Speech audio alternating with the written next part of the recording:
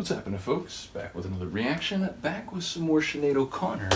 And indeed, we're on to the next album, Am I Not Your Girl? I wanted to give a shout out to Adrian, as well as to Amber, who also sent some Sinéad material, which is not yet in the chronology. One is a greatest hits compilation from '97, and another one is an album, I think, from 2012, but we'll get there eventually. Nevertheless, there were some comments about maybe skipping this album, Am I Not Your Girl? Because people were saying she sort of went in a different direction. She tried to, toy around with some jazz stylings and so on. And a couple folks mentioned that Universal Mother, I think the album that comes after that, is one of her masterpieces.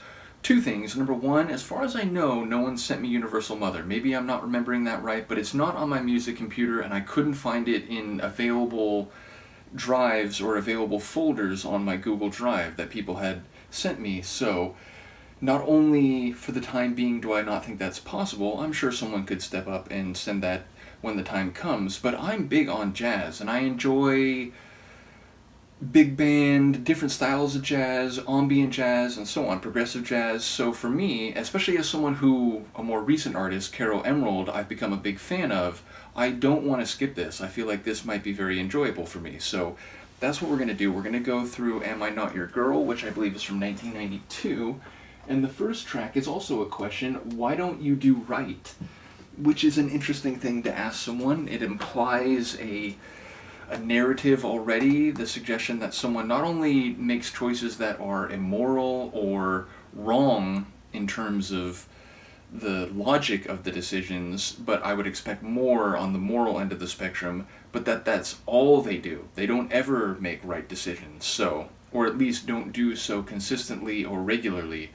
So there's a bit of an indignation implied in the question, there's a bit of a judgment implied in the question. Now, of course, in a specific song narrative, it might turn out to be different, so I'll try to keep my ear out, but let's hear it. This is Sinéad O'Connor, the first track on her Am I Not Your Girl album, 1992, and it's Why Don't You Do Right?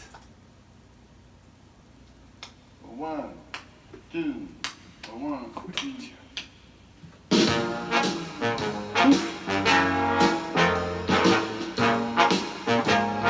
Oh yeah, I think I will enjoy this.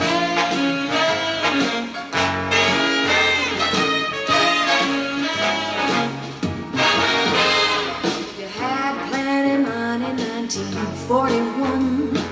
You lost it all and then away you run. Why don't you do right like some other men do? Get out of here and get me some money too. You're sitting down wondering what it's all about. You ain't got no money, they will put you out. Why don't you do right like some other men do? Just get out of here and get me some money too.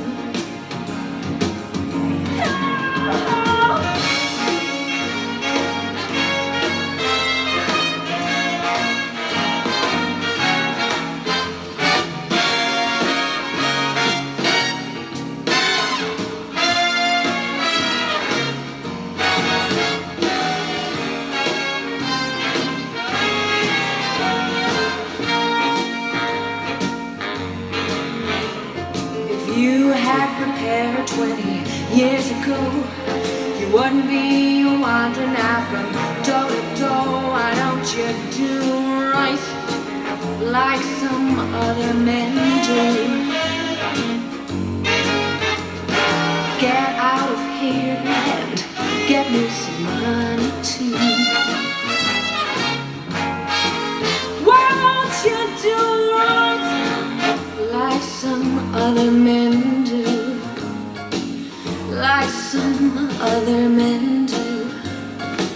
Like some other men do.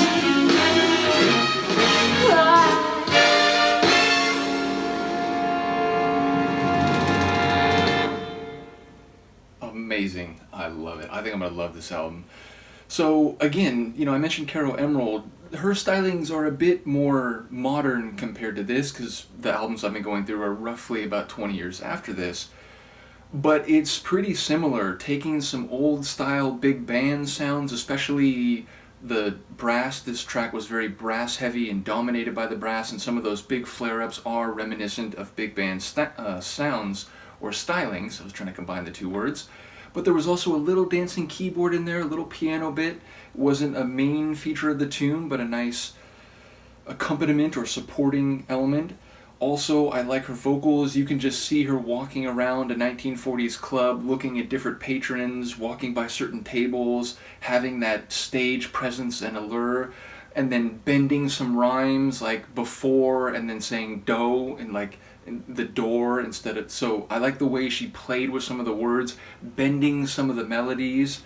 So just a really charismatic performance, and it's funny because this is more of a bright lights and maybe not necessarily happy type of feel. And indeed, the lyrics, they sound like they're being a bit cheeky, talking in a materialistic way, but seemingly having fun with it. And I think referencing the 20s, the roaring 20s, but then talking about now having to go door to door as, a salesman, someone who's, living by the seat of their pants. So I think there's some cheekiness to the lyrics, but that's great. I like that an artist who can go deep and heavy and personal and autobiographical can also have a bit of fun and talk in some cliches and concepts related to a general archetype. So yeah, I really enjoy this, and again, I'm big on jazz, and the particular composition or arrangement of this tune was very appealing to me. So yeah, I think again I'm gonna have a lot of fun with this album. So as I said, before I get to the end of this, if people have access to Universal Mother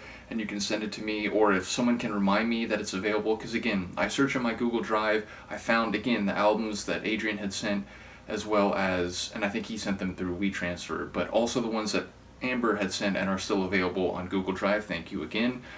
But yeah, we'll get that one going after this. But yeah, it's going to be fun. I'm a big fan of jazz, and I like the way she went fully into that persona, and I can imagine that there will be maybe some different variants of that, but it seems already that she can do that quite well. Luca, at this point, I can't delay any longer. I am going to have to get up. We'll see what you do. Yep, she's going to jump down. Do let me know what you think, and I will see you next time. Peace.